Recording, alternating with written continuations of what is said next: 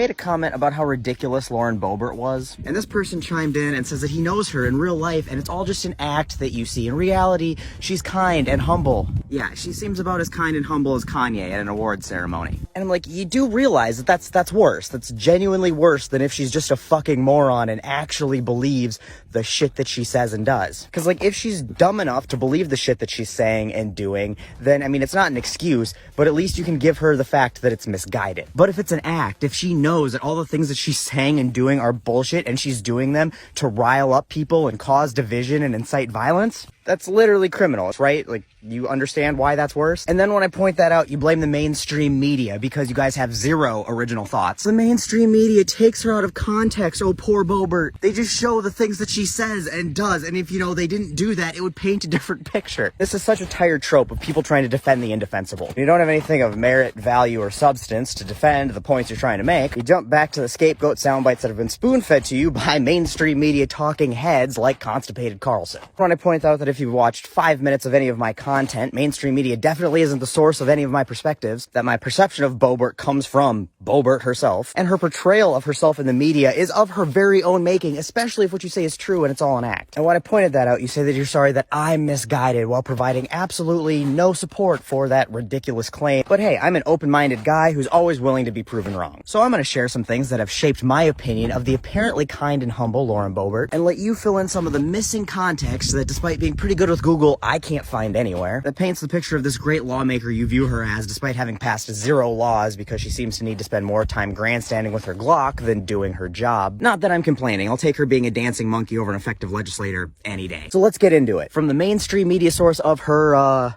personal Twitter account, she tweeted on August 11th, 2022, Democrats don't just hate our ideas, they hate us. They don't want to just eliminate conservative ideology, they want to eliminate conservatives. The Rubicon was crossed a while ago, they are just no longer hiding it. Now, my first perception here is there's a lot of periods where they shouldn't be and a lot of fucked up sentence structure, and the context of what she's trying to use cross the Rubicon really doesn't make sense in the context that she's using it. I'm gonna go ahead and assume she didn't graduate summa cum laude. Maybe not the top academic mind to be governing the most powerful country in the world, but we got lots of D- politicians out there, so I'm going to gloss over that and get into the fact that this is really divisive, violence-inciting bullshit. First, remember that she represents a country, state, and district that contains Democrats. And this tweet is the exact behavior she's accusing of other American citizens that she's trying to portray as the enemy. It doesn't get more us versus them than that rhetoric. And it's baseless. There's no bill, no direct quote, just manufactured rage to cause division and incite violence. Violence like the January 6th insurrection, where she herself, no mainstream media involved, tweeted to the public, you know, including the insurrectionists, the location of lawmakers in the House chamber, and updates about Nancy Pelosi being evacuated while she was being evacuated. Ooh, here's one I hope you can provide some context on, having to do with the humble and kind nature of her private life from the mainstream media source of her sister-in-law, where according to Tori Hooper, the woman who was married to Boebert's younger brother, Boebert in 2020 was off-roading in her Jeep when she crashed into a ravine like a fucking idiot, and then did the responsible thing and fled the scene, leaving her own son, her injured sister-in-law, and the family dog to figure it out for themselves. And then she didn't call 911 and allegedly begged her sister not to tell anybody because it would look bad in her upcoming congressional race. Whew, Mother Teresa better step aside. We've got a new saint on the block. And then there's the 51 bills she sponsored. They're awful, so none of them have gotten past the introduction phase, but it shows you the legislation she'd like to pass if she could, brought to you from the mainstream media source of the shit she wrote herself. Supposedly, I'm not entirely confident in her ability to read and write, so there might be some conspiracy there, but nonetheless, she's put her name on them. And I mean, not all of this legislation is hateful. Some of it's just impressively moronic, like HR 8030. The fentanyl is a WMD Act, which is as stupid as it sounds, where she proposes that we should deal with fentanyl by having Homeland Security treat it like mustard gas and suitcase nukes, which is